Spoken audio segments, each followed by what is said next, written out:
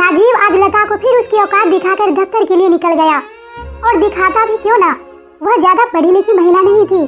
वह सिंपल घर में रहने वाली महिला थी, जिसका काम सिर्फ कपड़े धोना, खाना बनाना, बिस्तर लगाना, घर की सफाई करना, बच्चों को अच्छी तालीम शिक्षा देना, घर के बूढ़ों बुजुर्गों का ध्यान रखना इत्यादि था। इन सब काम की क्या अहमियत, यह काम तो एक नौकरानी भी कर सकती है।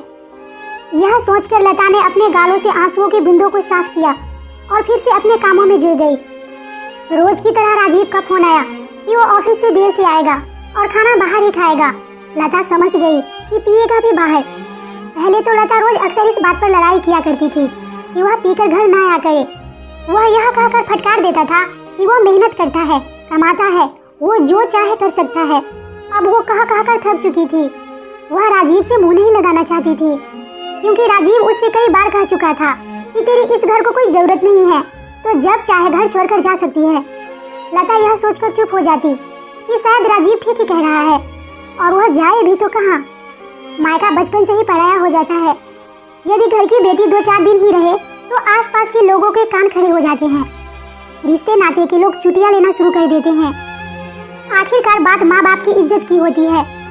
यह सोचकर अपमान सहकर रहती है। एक दिन उसकी तबीयत खराब हो जाती है और उसे करीब बुखार हो जाती है। वह घर में लगी ही गोली खा लेती है और जैसे तैसे करके खाना बनाती है, बच्चों की टिफिन पैक करती है और कमरे में जाकर लेट गई।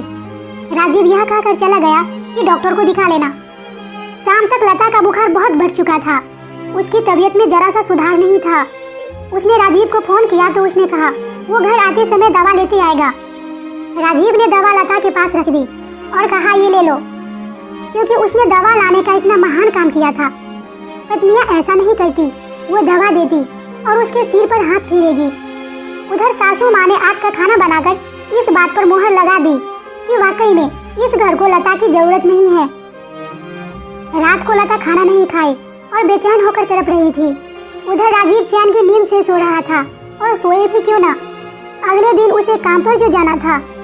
अगले दिन राजीव दवा ले लेना कहकर चला गया। उधर सास ने भी बीमारी में हाथ पैर चलाने की नसीहत देकर महानता का उदाहरण दे दिया। शाम तक लता की तबीयत और बिगड़ गई।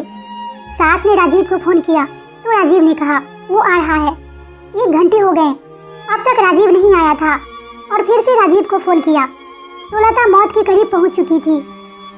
राजीव घर आकर लता को अस्पताल ले जाता, तब तक लता की मौत हो चुकी थी। अब लता को किसी की जरूरत नहीं थी, पर लता की जरूरत सबको थी। आज लता की 13 भी हो चुकी थी। सब मेहमान जा चुके थे। अब राजीव को दफ्तर जल्दी जाने की जरूरत नहीं था, और जाता भी कैसे। उसे घर के बहुत से काम जो करना था, जो लता के होने पर उसे पता ही नहीं चलता था। आज उसे पता लगा कि लता की इस घर की जरूरत है। आज राजीव को अपने तौलिए, ऑफिस की फाइलें, यहाँ तक की छोटी छोटी चीजें जिसका उसे आभास भी नहीं था, नहीं मिल रहा था। उसे पता भी नहीं था कि उसे लता की कितनी जरूरत है। आज लता के जाने के बाद घर घर नहीं, चिड़ियाघर लग रहा था। सास की दवाई नहीं मिलता, बच्चों को समय पर खाना नहीं मिलता, राजीव को बिस्तर लगा नहीं मिलता। राजीव का घर पर इंतजार करने वाला कोई नहीं था। उसको कुछ बताने की जरूरत नहीं थी कि वो कहाँ है, कब आएगा, क्योंकि कोई पूछने वाला ही नहीं है। आज राजीव को लता की कितनी जरूरत है, यह बताने के लिए उसे अपनी जान देनी पड़ गई। उसे अपनी अहमियत बताने के लिए इस दुनिया से विदा लेना पड़ा।